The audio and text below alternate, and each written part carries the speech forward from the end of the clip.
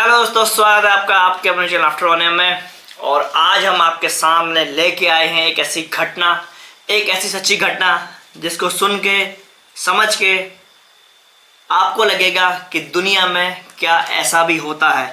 सबसे पहले मैं धन्यवाद दूंगा अपनी हमारी सब्सक्राइबर हैं, हमारे यूट्यूब की फैमिली मेंबर हैं काजल तिवारी मैम, जो कि बिलोंग करती हैं अभी रिसेंटली गुजरात से। और जो उनका गांव है वो जहाँ पहले रहते थे वो रहते थे पहले यूपी में। तो स्टोरी शुरू होती है यूपी के एक गांव से। स्टोरी क्या है आप सुनिए, उसके बाद आप मुझे सजेस्ट करिए कि क्या वाकई में, क्या सच में ऐसा हो सकता है। और आज की वीडियो के लिए मैं धन्यवाद देना चाहूँगा काजल मैम का कि इन्होंने आफ्टर वन एम चैनल पे इतना विश्वास किया और अपनी जो उनकी कहानी है इन्होंने हमारे साथ शेयर करी। तो thank you so much Kajal ma'am. तो चलिए ले चलते हैं इनकी स्टोरी और दिखाते हैं आपको इनकी जीवन की कहानी। एक चीज और, स्टोरी बिलोंग करती है लड़का लड़की और भूत। तो चलिए। हेलो, मेरा नाम काजल तिवारी है। मैं अहमदाबाद में रहती हूँ। कल मैंने कृष्णा सर की वीडियो देखी लाइव। मैं उनका चैनल बहुत टाइम से देखती आ रही हूँ, आफ्टर वन एम। तो कल सर ने कहा कि अगर आपके घर में या आपके साथ कुछ ऐसी घटनाएं हुई हों, हॉरर चीज़ें, उसको लेके आप किसी को बता नहीं सकते, किसी से शेयर नहीं कर सकते, तो आप मुझे वीडियो अपनी स्टोरी की बनाकर भेजिए। हम उसे देखेंगे, अगर स्टोरी अपलोड कर सके तो करेंगे।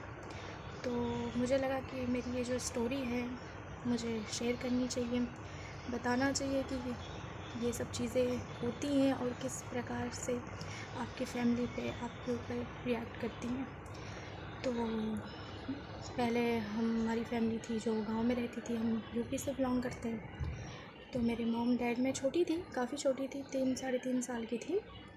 उससे ज़्यादा एज नहीं थी क्योंकि मुझे ज़्यादा कुछ याद नहीं है, बट फैमिली की बात है तो पता तो होगी। तो मॉम डैड ये सब चीज़ों को लेके बताते हैं कि ये सब कुछ हुआ था। तो मुझे पता है, मैंने सोचा कि आज क्यों ना शेयर किया जाए मेरी गांव की स्टोरी और ये हॉरर स्टोरी को। तो मॉम थी मेरी, गांव में रहती थी, उनकी एक फ्रेंड थी जो ज़्यादा दूर नहीं, कुछ आधे घंटे के रास्ते में दूसरा गांव था, वहाँ रहा करती थी। तो वहाँ से स्टोरी को स्टार्ट करते हैं कि कोई भी चीज़ होती है शुरुआत से हम समझते हैं तो फिर उस चीज़ को समझ पाते हैं, वरना आधी अधूरी बात जानते हैं तो फिर कोई मतलब नहीं होता कि कैसे क्या हुआ, कैसे हुआ। तो उनकी जो फ्रेंड थी मेरी मॉम की, तो उनकी एक डॉटर थी, एक लड़की थी और उनके हस्बैंड थे। फैमिली में दादा दादी चाचा चाची कोई थे नहीं। तो उनके जो डैड थे लड़की के, तो उनकी जो मॉम थी उनको टॉर्चर किया करती थी। पहले के टाइम में आप लोग समझते होंगे कि लड़कों को लेकर कितना था कि लड़के होने चाहिए घर में। तो उनके कोई लड़के नहीं थे, सिर्फ एक लड़की थी 7-8 साल की। तो उनके डैड उनको टॉर्चर किया करते थे, बोला करते थे कि लड़का नहीं है लड़की है। तो झगड़े होते थे और उनके डैड की थोड़ी आदत सही नहीं थी, शक किया करते थे। उस लड़की के मॉम डैड को बहुत इशू था कि लड़का क्यों नहीं है। इस चीज़ को लेके झगड़ा हुआ। उनकी जो मॉम थी लड़की की, मेरी मॉम की फ्रेंड, कुछ चीज़ें हद तक सहन की जा सकती है, हद के बाहर हो जाए तो इंसान कोई चीज़ों को सहन नहीं कर सकता। तो कुछ ऐसा हुआ, क्या हुआ, कैसे हुआ, लड़की की मॉम ने सुसाइड कर लिया, घर के अंदर ही जहर खा कर सुसाइड किया। उसके बाद जो लड़की के डैड थे, उन्होंने 1 महीना भी नहीं हुआ उनकी मॉम की डेथ के बाद, 1 महीने के अंदर दूसरी शादी कर ली। तो कहते हैं ना, किया हुआ कभी व्यर्थ नहीं जाता और वो वापस ज़रूर आता है। तो जिसके साथ उन्होंने शादी की, सोचा नए तरीके से शुरुआत करेंगे, सब कुछ अच्छा होगा, अब मुझे मेरे साथ सब अच्छा होगा, जो लड़का चाहिए वो होगा, लेकिन ऐसा कुछ नहीं हुआ। जिसके साथ शादी की थी वो शादी से पहले ही प्रेग्नेंट थी। तो अब गांव के लोग, जाहिर सी बात है, छोटी सी बातों को इतना तमाशा बना देते हैं। आजू बाजू सब लोग थे जिन्होंने उनके पर ताने देना स्टार्ट किया कि भाई तुमने शादी की है, तुम्हारी वाइफ पहले से प्रेग्नेंट है। और जो वो लड़की थी जिसके साथ उन्होंने शादी की हुई थी, उसकी फैमिली वाले उनको टॉर्चर करने लगे, एक तरीके से धमकी देना सब कुछ। तो ऐसी सिचुएशन हुई कि उन्होंने भी सुसाइड कर लिया। घर के पीछे का जो एरिया होता है, मतलब घर का ही था, उस पीछे के साइड जाके उन्होंने भी जहर खा के, जिस तरीके से उनकी वाइफ ने, एक्स वाइफ ने अपनी सुसाइड किया होता, उसी तरीके से उन्होंने भी सुसाइड कर लिया। फिर उसके बाद जो लड़की थी, उसके नाना नानी थे, वो आए, उन्होंने सारी प्रॉपर्टी सब कुछ लड़की के नाम पे करवा दी। और जो उनकी प्रेजेंट वाइफ थी, उनको वहाँ से जाने के लिए वो चली गई, क्योंकि उन्हीं के रहते हुए ये सब कुछ हुआ था, उनकी वजह से ये सब कुछ हुआ था। तो उस हिसाब से लड़की जो थी वो अपनी नाना नानी के साथ रहने लगी। तो नाना नानी के साथ रहने लगी तो लड़की ने अपनी स्टडी कंप्लीट की। स्टडी कंप्लीट करने के बाद उनकी नाना नानी की एज हो गई थी, तो उन्होंने सोचा कि अभी शादी करना ज़रूरी है। ज़्यादा एज नहीं थी इस लड़की की भी कि शादी कर दी जाए, लेकिन सोचा कि अगर हमारी डेथ होगी तो हमारे बाद इन्हें देखेगा कौन। तो शादी के लिए रिश्ता देखने लगे। तो मेरी मम्मी थी, जो उनकी जो मॉम थी, उनकी बहुत अच्छी फ्रेंड थी। तो ऐसा होता था कि बड़े हो जाएंगे बच्चे तो ये रिश्ता रिश्तेदारी में बदल देंगे। तो नाना जो नानी थे, उनके साथ भी मेरी मम्मी की बॉन्डिंग अच्छी थी।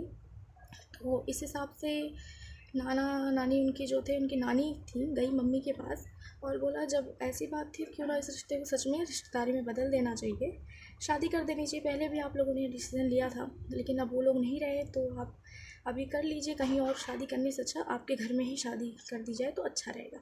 तो मॉम ने भी सोचा कि हाँ, हम सब कुछ जानते हैं इनकी फैमिली का, सही है, लड़की भी बहुत अच्छी है, तो कर देते हैं शादी। हाँ, लेकिन जो हमारे दादा दादी थे, तो जैसे मेरे दादा के भाई, ये लोग कुटुंब के जो होते हैं, उन्होंने मना किया था कि ऐसा सब कुछ हुआ है, आपने देखा भी है कि सब कुछ बर्बाद होने लगा उनके घर का डेथ होने के बाद, तो आपको नहीं करना चाहिए शादी। लेकिन मम्मी हमेशा सिटी में रही हुई है, तो इन सब चीज़ों को ज़्यादा वो मानती नहीं थी, और पापा भी नहीं मानते थे। तो शादी के लिए हाँ बोल दिया, शादी तय हो गई कि सगाई हुई और पूरी फसल ऐसे बर्बाद हो जाना, यही संकेत देता है कि शादी सही नहीं है। तो मम्मी ने कहा कि तो फसल है, कभी अच्छी होगी तो कभी ख़राब होगी, इसको शादी को लेके कहना अच्छा नहीं है, ये तो होता रहता है, तो जाने दिया। तो ऐसे धीरे धीरे करते हुए शादी की डेट आई। शादी की डेट आई तो जो हमारे भाई थे जिनकी शादी थी, उनकी तबीयत ख़राब हो गई। तबीयत ख़राब हो गई, उनको ऐसा हुआ जैसे माता जी कहते, कुछ लोग कहते नहीं माता जी निकल आई, चेचक निकल आया। तो उनको शादी की, जैसे कल शादी है तो आज उनको चेचक हो गया, यानी माता जी निकल आई। तो कहा गया कि कैसे हो गई शादी, आज ऐसा हो गया, तबीयत ज़्यादा ख़राब है। लेकिन तो भी बोला कि अब शादी में सब मेहमान आ गए, सब कुछ हो गया, तो शादी कैसे, हम तारीख कैसे आगे बढ़ा सकते हैं। तो दूसरे दिन थी तो शादी कर दी गई। शादी करने के बाद, शादी को हुए 8 दिन ही हुए थे कि जो हमारे दादा थे वो सीरियस हो गए, उनकी तबीयत कुछ ज़्यादा ही ख़राब हो गई। तबीयत ख़राब होने के बाद जो गांव का जो हॉस्पिटल होता है वहाँ लेके गए, तो वहाँ से जवाब हो गया तो बड़े हॉस्पिटल लेके गए। तो बड़े हॉस्पिटल जाने के बाद वहाँ उनका इलाज हुआ, 20-25 दिन हुआ तो वापस आए। इसके आने के 1 ही 2 महीने हुए तो जो हमारा घर होता है, पहले के टाइम में मोस्टली सबके कच्चे घर होते थे मिट्टी के, तो वैसा ही हमारा भी घर था, मिट्टी का घर था। तो पूरा घर गिर गया, पूरा घर गिर गया। लेकिन देखने की बात यह है, पूरा घर गिरने के बावजूद जो पूजा का घर होता है, जहाँ कुल देवता बिठाए जाते हैं, वो घर नहीं गिरा। पूरा घर गिर गया, लेकिन जहाँ पूजा का घर था वो एक रूम बचा था, बाकी पूरा घर गिर गया। तो फिर लोगों ने कहा कि आप देख लीजिए कि पूरा घर गिर गया और सिर्फ एक ही रूम बचा है, वो भी भगवान का घर, जो जहाँ पूजा होती है, हमारे कुल देवता बिठाए गए हैं, वो बचा हुआ है। तो उसके बाद अब ऐसा हुआ कि अब इसके बाद क्या किया जाए, घर तो गिर चुका है, अब कहाँ कैसे। तो सबने बोला रेंट पे रहते हैं, और दादा लोगों ने बोला आप यहाँ शिफ्ट हो जाइए जब तक ले घर नहीं बनता। तो मेरी भाभी थी, उन्होंने बोला कि कहीं और जाने से अच्छा मेरा घर है ही खाली, अपना वो भी अपना ही घर है, अब तो वहाँ चल के रह लेते जब तक ले घर नहीं बन जाता। तो मम्मी ने भी सोचा हाँ सही है, जब तक ले घर नहीं बन जाता तब तक ले वहाँ रह लेना चाहिए। तो उसके बाद वो वहाँ शिफ्ट होने के लिए साफ़ सफाई हुई, तो जब जाने लगे तो भी हो गया कि उनका बचना नामुमकिन था, लेकिन तो भी भगवान की दया है, वो ठीक हुई, फिर वो वापस आई। इसके बाद बहुत सारी चीज़ें ऐसी होने लगी, घर में इतना झगड़ा होने लगा। तो महाराज से 2-3 जगहों हमने पूछा, तो उन्होंने सबने यही बताया कि ये जो शादी है, शादी करने से पहले आप लोगों ने ये नहीं सोचा कि पूजा पाठ करा लेना चाहिए, ऐसा हुआ है तो तो आपने नहीं करवाया, उसकी वजह से ये सब प्रॉब्लमें क्रिएट हो रही हैं। लेकिन अब 7 फेरे हो चुके हैं, तो जो चीज़ें थी लड़की के साथ वो आपके घर पे आ चुकी हैं। आप कुछ भी करेंगे लेकिन वो चीज़ें कुछ समय के लिए शांत हो सकती हैं, लेकिन जा नहीं सकती हैं। उन्होंने बताया कि ये सब चीज़ें जैसे 7 फेरा हुआ, उनके साथ उन चीज़ों का भी 7 फेरा होने के बाद समझ लीजिए एक तरीके हमेशा के लिए उस लड़की के साथ ही रहेंगी। तो बहुत सब चीज़ों को लेके देखा गया, लेकिन नहीं हो पाया ठीक। तो मेरे जो भाई थे उनको भी जैसे थोड़ा पागलपन सा होने लगा, दिमागी तौर पे वो कमज़ोर होने लगे। उनकी भी इलाज चलने लगा, लेकिन वो भी ठीक नहीं हो रहे थे। और इसकी वजह से मेरे मॉम डैड में भी बहुत सारी चीज़ें झगड़ा होने लगा। सब कुछ टाइम के लिए मॉम डैड मेरे अलग हो गए। जब मॉम नहीं थी तो उनके ना रहने पर मेरे भाई भाभी जो थे उनके बीच में भी झगड़ा हो रहा था। तो झगड़ा होते हुए इतना बढ़ गया कि हमें डिवोर्स लेना पड़ा। और कहा जाता है कि अगर हम डिवोर्स नहीं लेते उस टाइम तो शायद हमारी फैमिली में कोई बचता भी नहीं, कि ऐसी सिचुएशन थी, सबका दिमाग काम नहीं करता था और घर में इतनी सब चीज़ें दिखाई देने लग गई थी। यहाँ तक कि मेरी मॉम जो थी उनको ऐसा लगता था कि घर में जैसे सांप है ना, सांप उनको दिख रहा है, नज़र आ रहा है कि हाँ भाई ये सांप निकल रहा, अचानक से गायब हो जाता, आंखों के सामने जैसे कहते छलावा, उसी प्रकार से कुछ होता कि सांप निकल रहा है और गायब हो जा रहा है आंखों के सामने से ही। ये सब चीज़ें हो रही थी सब। अभी तो चलो ठीक है, अभी जब से डिवोर्स हुआ उसके बाद से सब हमारी फैमिली में सब कुछ अच्छा हुआ, सब सही हो गया। लेकिन अभी भी हम जाते हैं तो उस घर में कोई रह नहीं पा रहा है। उस घर में यानी जो मेरी भाभी थी, एक्स वाइफ मेरे भाई की, वो भी अभी कहीं भी सेटल नहीं हो पा रही हैं। उन्होंने दूसरी शादी भी की, तो जब जाने लगे तो भी दादा लोग जो थे उन्होंने मना किया कि यहाँ रह लो, ज़्यादा सही है, उस घर में जाना सही नहीं है, आपको और भी ज़्यादा तकलीफ़ हो सकती है। तो भी मम्मी ने नहीं हुआ कि नहीं ऐसा कुछ नहीं होगा, घर में पूजा पाठ कर लेंगे, अब चले जाते हैं। तो वहाँ घर की साफ़ सफाई के बाद वहाँ कथा भी करवाई गई कि सबको शांति रहे, कुछ ज़्यादा प्रॉब्लम ना हो। तो घर में शिफ्ट हुए हम। घर में शिफ्ट होने के बाद वहाँ पे कहते हैं नेगेटिव एनर्जी अगर घर में हो तो हमें महसूस होने लगती है। तो मम्मी पापा थे, दादा थे, उनको वहाँ पे साया दिखने लगा। साया इस प्रकार से जो जैसे उनकी जो मॉम थी भाभी की मेरी, जिनकी डेथ हुई थी, उन्होंने सुसाइड किया उस घर में, उनका साया मम्मी को दिखाई देता था। मम्मी महसूस करती थी कि सीढ़ियों से कोई आ रहा है, उनका रूम है, रूम के बाहर से कोई काला साया गुजर रहा है। रात में जब सोते थे तो अजीब अजीब सी आवाज़ें आया करती थी घर में। कभी मम्मी को 1-2 बार ऐसा भी लगा कि पायल की आवाज़ आ रही है। पर उसके बाद हमने जो महाराज होते, पंडित होते, उनसे बात की। फिर घर में एक और बार पूजा करवाई, ये सोचकर कि सब कुछ अच्छा हो जाएगा। करवाई, लेकिन कुछ टाइम तक ठीक था, लेकिन उसके बाद फिर वही चीज़ें स्टार्ट हो गई। घर में नई नई प्रॉब्लम्स होने लगी। कहते हैं नेगेटिव चीज़ें हों तो घर में झगड़ा भी होता है, तो घर में झगड़ा भी होने लगा। उसके बाद जो मेरे दूसरे भाई हैं, छोटे भाई हैं, उनका एक्सीडेंट हुआ। चलो नॉर्मल हुआ, थोड़ी बहुत चोट लगी, तो मम्मी ने बोला कि ऐसे ही चलो ठीक है, लग जाता है, होता रहता है। तो उनको ठीक हुआ, उनके 10-12 दिन बाद जब उनका हुआ उसके बाद मेरा खुद का हो गया एक्सीडेंट।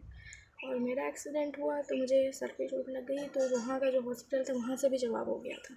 तो बड़े सिटी के हॉस्पिटल में ले जाया गया, इलाज हुआ, फिर वापस आए हम लोग घर पे आए। तो उसके बाद फिर मेरी मॉम थी, वो जा रही थी दर्शन करने विंध्याचल। तो जब जा रही थी रास्ते में, तो रास्ते में उनका भी एक्सीडेंट हो गया, और इतना भयानक एक्सीडेंट हो गया कि उनका बच नहीं पा रही हैं। उन्होंने दूसरी शादी भी की, लेकिन उसके बाद भी वहाँ पर भी उनको यही प्रॉब्लम हो रही है। और जो घर में वो रहने भी गई थी शादी के बाद, दूसरी शादी करने के बाद, लेकिन उस घर में वो रह नहीं पाई थी, वहाँ पे भी वही प्रॉब्लम हो रही थी। आज वो घर एकदम खंडर जैसा पड़ा हुआ है, उस घर में कोई नहीं रह पा रहा है। उस घर में छोड़िए जहाँ उनकी शादी हुई है दूसरी, वहाँ पर भी वो नहीं रह पा रही हैं। बट अभी चलो ठीक है, हमारी फैमिली में सब कुछ नॉर्मल है। जब से शादी ये टूटी तब से सब कुछ ठीक हो गया एकदम से, कोई ना कुछ दिखने लगा ना कुछ भी नहीं। तो मुझे ये समझ में नहीं आ रहा है कि ये जो चीज़ हुई ये क्या उनकी शादी होने के बाद हुई, या तो फैमिली में हमारे थी, कुछ इसको लेके कुछ कह नहीं पा रहे। लेकिन मोस्टली उनकी शादी से शुरू हुई और शादी जैसे ख़त्म हुई तो सब चीज़ें भी ख़त्म हो गई। अब वो क्या था, कैसे था, ये सब अब पूरी बातें हमारे फैमिली लोग जानते हैं। जितना मैं जानती हूँ उतना मैंने आप लोगों से शेयर किया। आशा है आप लोगों को ये स्टोरी फेक नहीं लगी होगी, क्योंकि ये मुझ पे बीती है, मेरी फैमिली पे बीती है, तो मुझे ये चीज़ का एहसास है कि कैसे होता है, क्या हुआ, कैसे हुआ। तो आज मुझे मौका मिला कि हाँ, मैं ये स्टोरी आप लोगों से शेयर कर सकूँ, और मैंने ये शेयर किया। Thank you so much. तो स्टोरी सुन ली आपने, तो अब आप मुझे बताइए, जो लोग कहते हैं कि भूत नहीं होते, जो लोग कहते हैं कि आत्माएं नहीं होती, तो उनके लिए एक जवाब है। ऐसा नहीं है कि आत्माएं, भूत प्रेत वगैरह नहीं होते। और आपकी जो राय है आत्माओं के बारे में, भूत प्रेतों के बारे में, या फिर कह सकते हैं अगर साइंस के तौर पे कहें तो एनर्जी के बारे में, तो अपनी राय आप ज़रूर मुझे बताइएगा कमेंट करके कि आप क्या मानते हैं। और अगर किसी हमारे और फैमिली मेम्बर को भी अपनी स्टोरी शेयर करनी है तो मैं अपना फ़ोन नंबर, अपना व्हाट्सएप नंबर पिन कर दूंगा नीचे कमेंट में। आप मुझसे जुड़ सकते हैं और अपनी स्टोरी मेरे साथ शेयर कर सकते हैं। तो मिलते हैं आपसे ऐसी किसी सच्ची स्टोरी के साथ। तब तक के लिए जय हिंद, जय भारत, बाय।